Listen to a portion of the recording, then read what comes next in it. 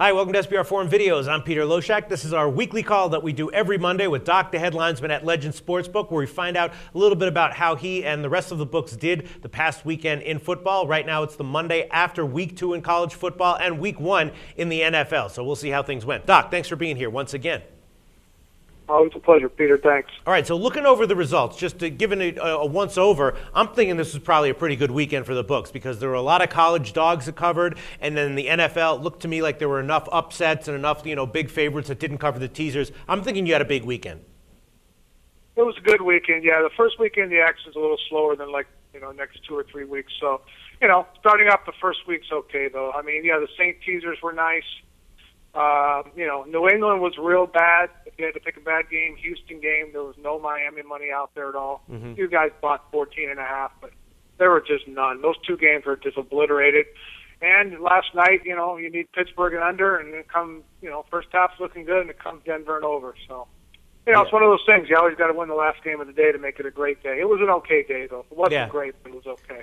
And college was good. I mean, Wisconsin losing was nice. SC didn't cover, even though the Sharps run Syracuse. I still needed Syracuse a little. The game that was a crippler was fucking Connecticut, NC State. I mean, they took 6.5, they took 5, they took 4.5, they took 3.5, and obviously, eventually they lay 3 or by 2.5. That was just a deadpan middle there. Yeah. But like I said, that was a disaster. The Shark guys had a party on that game. There's always a scummy game like that every week, though. All right, and then what about the Thursday night Cincinnati game? Because I was looking at that game. I actually personally laid off that game because I was like, this is just one of those too easy games, too good to be true. I would think that you got a ton of public money on that one and probably sharp money as well and lost.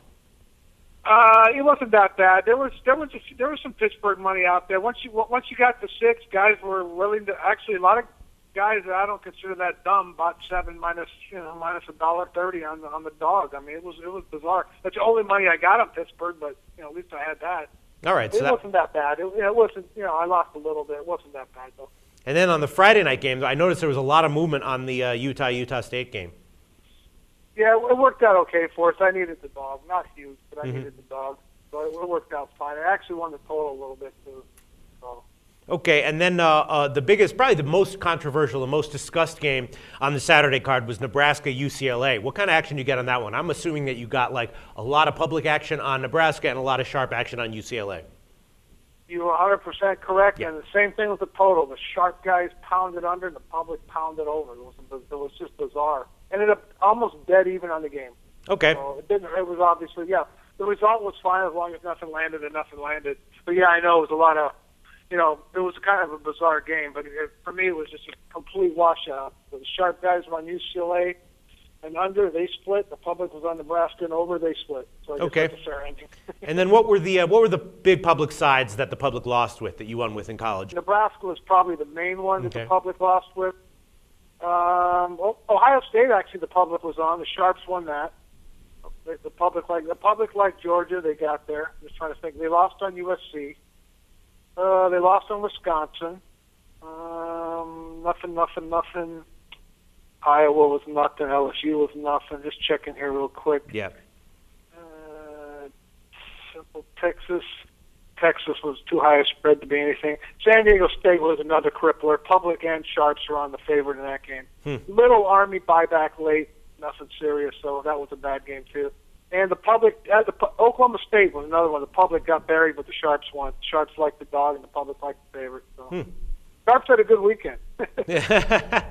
Yeah, we actually covered that Army San Diego State game in a preview at SBR Forum Videos. A guy from AccuScore gave us San Diego State as the right side, and also Scott Kellen told us that Denver and the over was going to be a good bet on Sunday night. So moving on to the NFL again, the Bills-Jets game, that was a crazy one. The line the line got pounded on the side of the Bills, and then the total got pounded all the way down, and of course the Jets exploded on offense. So what was the betting action that you saw on that one?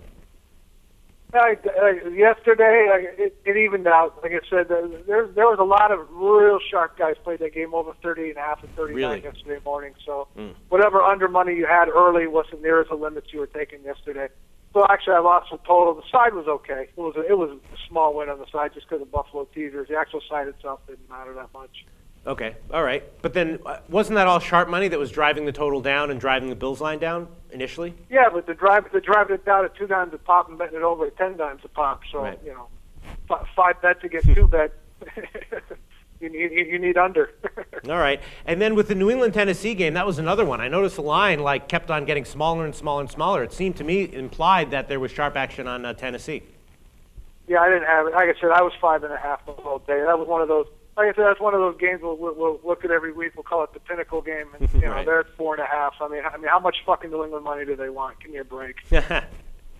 People are saying that's Celine. Yeah, leave me out a window. I'll crash on the pavement. I mean, give me a break. That stuff drives me up a fucking wall.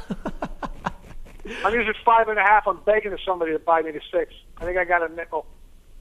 All right. And then, I know my line's painted copying Pinnacle according to that retard Monty that posts over there, but I got like 25 spreads that are different already this weekend, but that's okay. He doesn't look at the screen. He just spouts off what he knows from 5 years ago. I figured I'd take a shot at him. Make sure you don't edit that out. So you're saying that the Pinnacle lean just means nothing to you? That you think it's a complete fiction? No, the Pinnacle lean's the strongest thing in sports. Don't get me wrong. Okay. But there's always a game a week where they go overboard on a televised public game where you can't tell me they're not right in New England -5. They're just trying to make a point out of going to 4.5. Who's betting +5? Right. Nobody is betting +5. That's the answer to that question. Okay. All right. And then on the games tonight, on the 2 Monday night games, probably going to be hugely bet games because it's the first Monday night game of the year and there's 2 games. Is the volume big, and what kind of action? How's your action balance right now? Volume's big right now. I need Cincinnati, and the total's about a wash. I need over small right now, but I'm sure that'll change. And the Raider game's dead even. I probably need San Diego tiny. I'm using pick, though. I might go to Raiders 1, but I don't have enough to move it yet. All right, and has there been any notable sharp action on either of those games? Not really, no. I haven't seen anything that I would jump through the roof on either way. All right. Well, thanks so much once again, Doc, and we'll talk to you next week.